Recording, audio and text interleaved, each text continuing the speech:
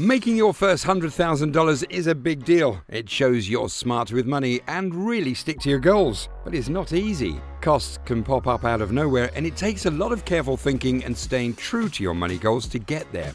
Charlie Munger, a wise money guy, once said that the first $100,000 is the hardest. But once you get past that, growing your money gets a lot easier. This advice is still true today, even though $100,000 doesn't go as far as it used to.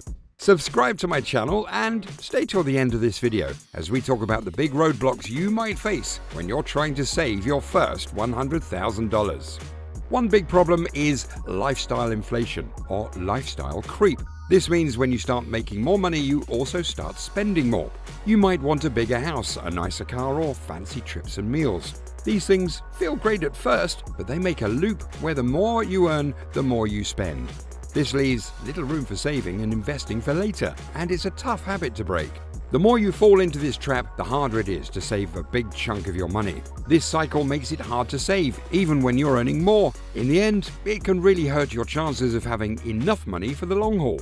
Let's dive into what you can do to avoid this and grow your wealth starting right now. Watch out for this tricky thing. When you start making and saving money the right way, it gets easier to keep doing it. At first, what you're worth mostly comes from your job. Trying to get rich just from your paycheck without using things like investments is like running in place, especially when everything costs more and more. Think about it. Before you have $100,000, you're mostly counting on your job to make your money grow.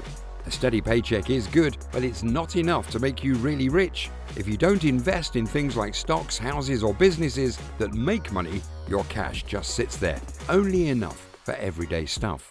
This is a big problem when you're trying to save up your first $100,000 because your money isn't working for you. Stuff you invest in, like property or stocks, gets more valuable over time.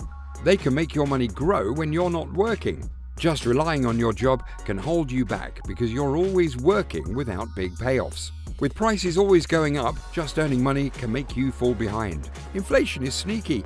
It slowly eats away what your money can buy, making it harder to save what you need.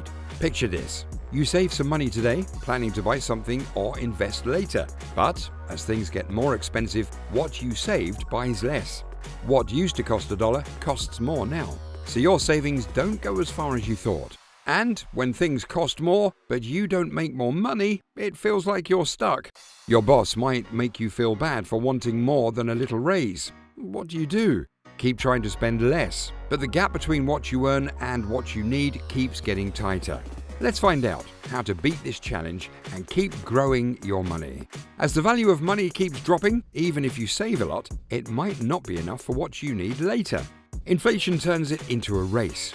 Your money has to grow as fast or faster than inflation just to stay worth the same. That makes saving tougher because you're not just saving. You're also trying to beat inflation to keep your money's value over time.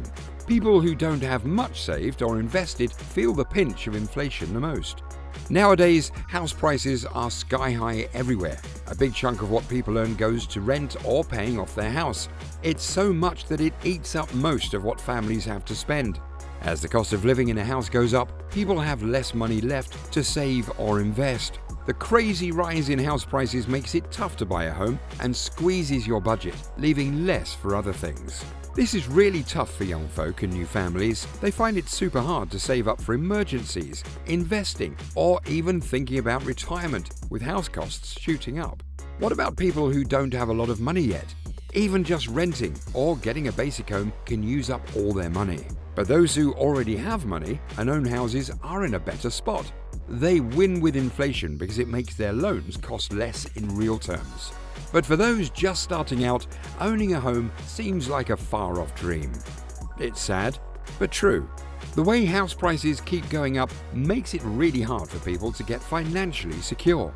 Let's explore how we can tackle these challenges and work towards our financial dreams. Starting out in the money world can be tough, especially if you haven't hit $100,000 yet. When your investment pot is small, you don't see big dollar gains. Growth is bit by bit and can feel really slow at first. When you don't have much to invest, it's hard to see your money grow a lot. Think of it like this. If you put $10,000 into something and it grows by 10% in a year, you make $1,000. But if you have $100,000 and that grows 10%, you've made $10,000. It's like planting a tiny seed. You know it will grow, but it needs time, care, and a lot of patience. You can't rush it. You might wonder when you'll see a big tree from that tiny seed. For folks just starting with a little bit to invest, the secret is to keep at it, even if it doesn't look like much at first. Keep adding a little, choose smart places to put your money, and give it time. Those small bits can grow bigger and bigger, like a snowball rolling down a hill. The key is thinking long term. One day you'll look at your investments and see they've made a lot of money, and that's going to feel awesome. It'll make all the patience worth it. Remember, most of what you own isn't just money in the bank. Let's see how we can make the best of what we have and keep our money growing. When you're just starting to save and invest, it's not easy to build a big investment pot. A lot of times, what you're worth is tied up in things like your car, furniture, clothes, and gadgets. These are important for everyday life but don't really help your money grow. In fact, they usually lose value over time. So if you're worth, say, $15,000, only a small bit of that might be in things that increase in value, like a few $1,000s. This makes it hard to see your money grow big, but imagine someone who's moved up to having a worth of $150,000. They might still have money in everyday stuff, but they've also got a lot more, maybe $100,000 or more, in stuff that grows in value, like stocks, bonds, or houses. This gives them a better shot at making more money and growing their worth even more. Getting to your first $100,000 is really tough, but you can do it. It's all about being smart with your spending, handling your debts well, being ready for surprises, and making good choices with your investments. Stick to your plan, stay focused, and remember, every little step you take now is moving you toward a safer money future. Even though it might feel super slow to start, it gets easier as you go. Let's keep our eyes on the prize and work towards those bigger, better money days. As we wrap up this journey through the world of saving and investing, I want to leave you with a few personal thoughts. Remember, the road to financial success is unique for everyone. It's filled with ups and downs, challenges, and victories. The key is to stay the course, learn from your experiences, and adapt as you go. Embrace patience. Patience isn't just a virtue in the world of finance, it's a necessity. The growth of your investments, like the growth of a tree, takes time. Don't be discouraged by slow progress.